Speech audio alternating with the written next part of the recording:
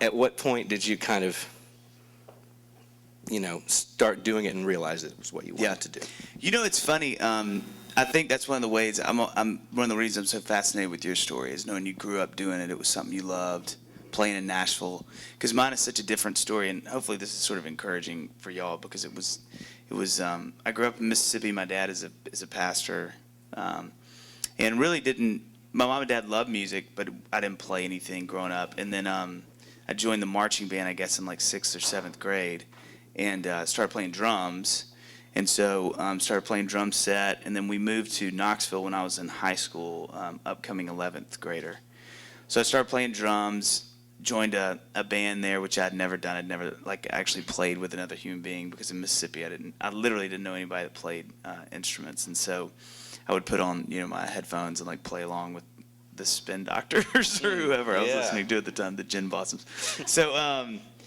So when I moved to Knoxville, it was kind of this new thing of meeting other people who played music. And then that really began my sort of obsession, if you will, of oh my gosh, music, this is amazing. And so in the band that I was in, I started to write lyrics for songs just because. But the journey is so funny, because it's just proof that God accomplishes what God wants to accomplish. and in that I was so underqualified and inexperienced, but yet I think God was sort of this is what I want in your life, and he achieved it. Congratulations, God. Meaning really that I started to write lyrics because it was well, they needed lyrics, so I wrote some lyrics. And then when I got to college was really when I started to play guitar. And that was because my roommate had a guitar, and I couldn't play drum set because I was majoring in that at MTSU, actually. And there wasn't really a time and place for me to do that yet, because I was taking a bunch of classical percussion classes.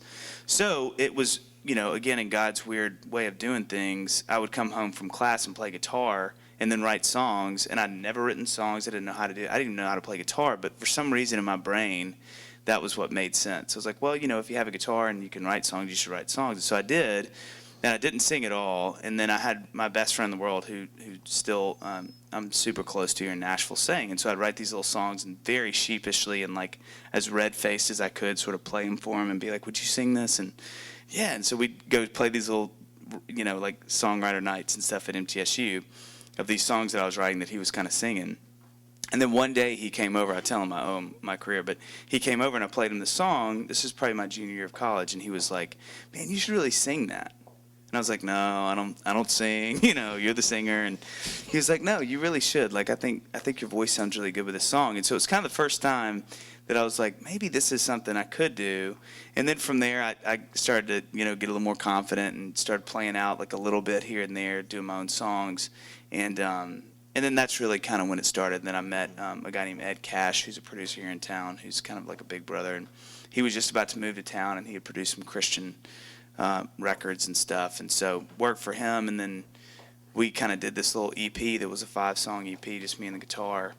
And then a buddy of mine named Matt Wirtz was touring and needed somebody to tour them, and that's and it was so funny because that's all I've done since, and that was 2001 and or 2002. And so again, and the last record, White Flag, which is awesome, it sounds a lot different from the records, your previous records. And I mean, I know a lot of that has to do with the producer, because you used a different producer. Was that a conscious decision? Did you want to change up your sound, or did you?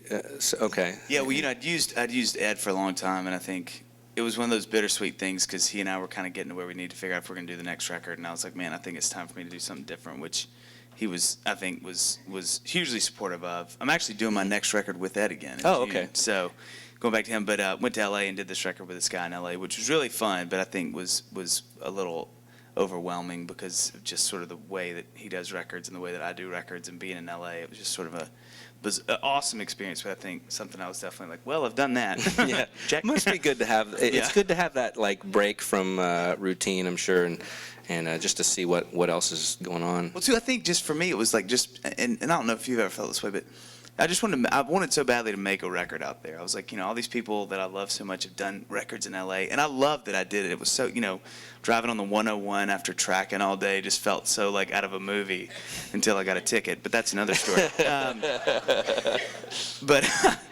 But you know, for me, it was almost like this, sort of that checklist. I was like, man, there's these things I want to do in my artist career, and one of them was doing a record there. You know. Yeah.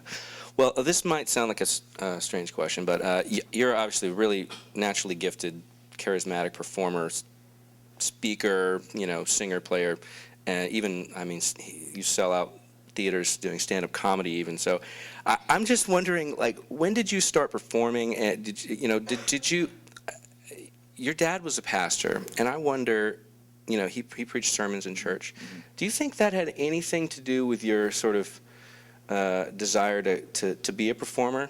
I know it's kind of a strange question. No, that's a good question. That's really good. I've never traced that, but I'm sure seeing my dad up there every Sunday gave me some sense of normalcy to, like, oh, people can do that and it's okay. Mm-hmm. So I do wonder. I'll never forget this, and this may or may not be funny to you guys, but it is to me. I'll never forget.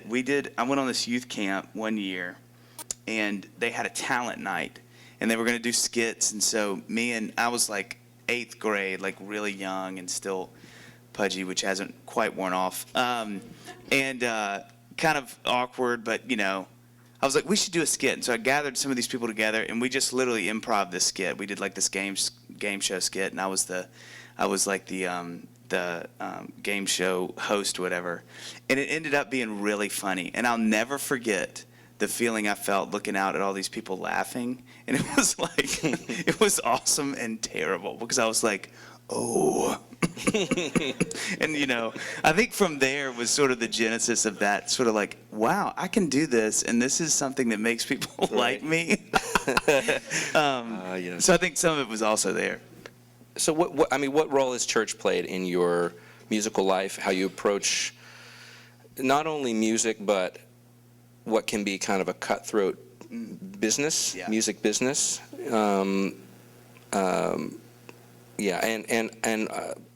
add on to that question, having had some success at Christian radio, a lot of your fans seem to be Christian, but you early on decided that you didn't want to be a Christian artist, and you may have sort of changed your idea about that.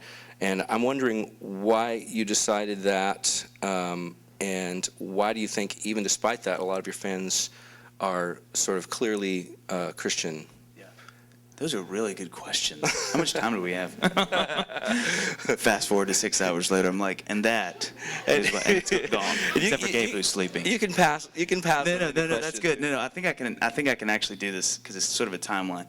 So one of the things I was really blessed with my dad being a pastor is, my dad didn't become a Christian until he was like 18, and so I think the blessing in that was faith, and is that faith has always been really functional to my dad, which I think there's been he obviously has huge reverence for his faith and faith in general, but Dad always looked at it like, this is how you live your life, is you have faith in Jesus, and that's how you live your life. It's not some huge grail to be over-revered, but it's also not pedestrian. It's just function. It's what we do.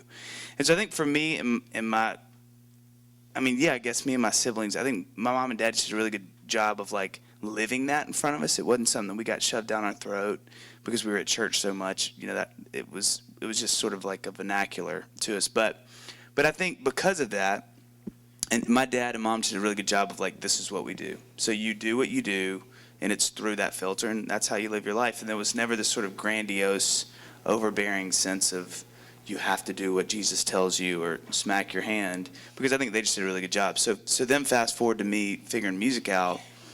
I read Madeline L'Engle's Walking on Water when I was just sort of starting to kind of think about doing the artist thing. And it really impacted me because one of her big points in this book, it's basically a book, she wrote Wrinkle in Time and some of these great books, which oddly enough, my favorite stuff is sort of her more theological books, kind of books about art and all this stuff. But she said in this book, which really impacted me, there's no need as a Christian to worry about writing things or drawing things or singing things that are Christian, because if you're a Christian, then you're naturally going to do those things. It's just, that's what comes out, And so it gave me a lot of freedom to think, well, gosh, I don't really write really good Christian songs, but I do love writing love songs, and I do like writing songs about life. And so and that was a pivotal point for me, because I think at the beginning of my career, there was a real understanding that I had with the Lord on, like, I don't feel judgment on this. I don't feel any conviction for writing these songs. And I really had a heart to go out and play in clubs and bars and colleges, and I did my fair share of churches too. But I just found that there was no weird thing that people attached to me of like, well, why are you doing? I've never had one conversation in the whatever 10 years I've done this. I've never had someone sort of confront me from the Christian world over like, how dare you do this? And so I just think God was really gracious and sort of, giving me and my friends at the time this real cool opportunity to be out playing in these places that were not necessarily places I would have played before, and having really great response and meeting dear friends who I've been able to, really get to know well, who I probably wouldn't have done if I'd stayed in that CCM bubble. And then the funny thing with God Gave Me You is I'd prayed for a long time. This is really funny. Not a lot of people know this, but before I released it, I had prayed for a season for encouragement, just because I felt like I was at this point in my career. I was like, Lord, I just don't know what to do. I just feel like people are starting to lose interest in what I'm doing, and oddly enough, I'd say He delivered on that prayer pretty profusely. But I was like, all right, I'm going to pray again. He's like, you've used it. No. He sounds like a chain smoker. But it was funny because that really was the prayer. To encourage you guys, I really was just sort of before the Lord for a season on like, I just need to feel like this matters, because I'm starting to feel like it doesn't. And so when we had the offer to go to Christian music, what I'd never done, I'd been very purposeful in not doing that.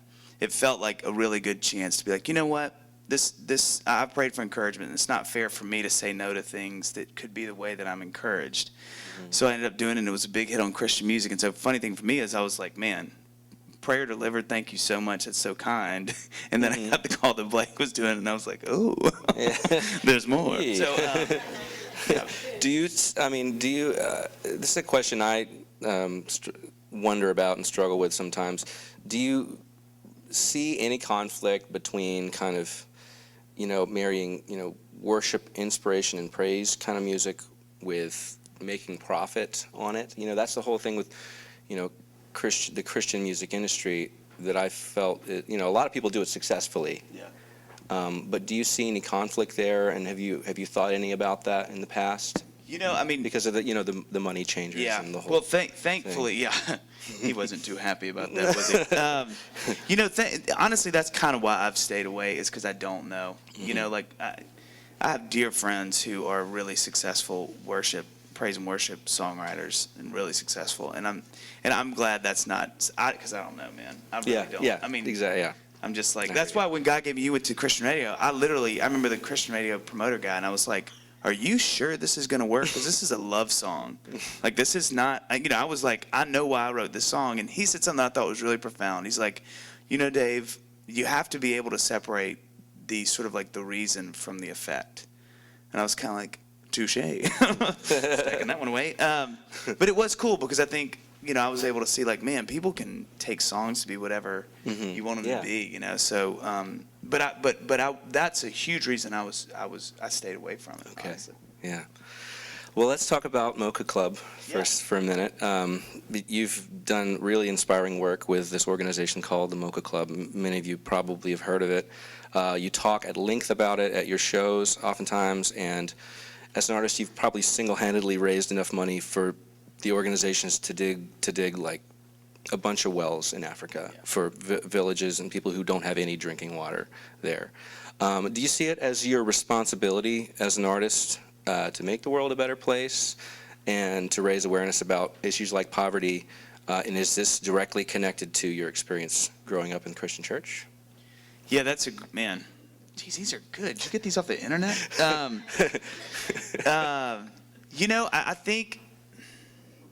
I think I've realized that the spotlight, and all of us have it in some way. It's like, I think Gabe and I and other artists, it's a literal spotlight. But I think all of us have people's attention, I should say that. And I think I've realized, like, man, it is a Solomon's quest in like me just thinking that this is really for me. And it's miserable, because you get down from a gig and then that's the only thing you want is more of it. And so I think going to Africa for me was this amazing sort of revelation of like, oh, this can be the thing that I'm able to sort of divert the attention to. And so there's no doubt that that has come from being in the church. I think obviously that was Jesus' whole, or one of the many missions, or sort of, reasons for him to be here. But was just like, hey, this, it's like that great quote: the only things that last are the things you do for somebody else. Basically, that's a terrible paraphrase, but it's the truth. I think the older I get, that is more and more profoundly true in my life. It's like the things that I do for myself leave me so wanting and empty, whereas benevolence is always rewarding, and it really does give you the feeling you think that the selfish things do. So for me, I think it's been so rewarding because I can look at my career and feel like, look, who knows what I did as far as albums and stuff like that, but to be able to go to Africa and physically see wells that we've built through the Mo Club, I think that lasts. That's giving people life. It's helping them stay alive, and some of the health, HIV work, all that stuff. It's it matters. Yeah. Well, and it's great to see you do this at shows. But I imagine that early on, I'm just guessing, but when you would start to talk about it, it's kind of this moment in the show where you, about 15 or 20 seconds into it, people are kind of like, oh, what's he talking about? And then you keep talking about it and talking about it. And to me, it always, I think it shows a lot of courage and integrity to like stop your show and talk for a good, 10, 15 minutes about Mocha Club, So anyway, I think that's just really cool. And I think it'd be nice you've written a few songs about sort of this subject. Yeah. Would you like to do one of them? This is called, this one called 10,000 Children that we could do together. Yeah. All right.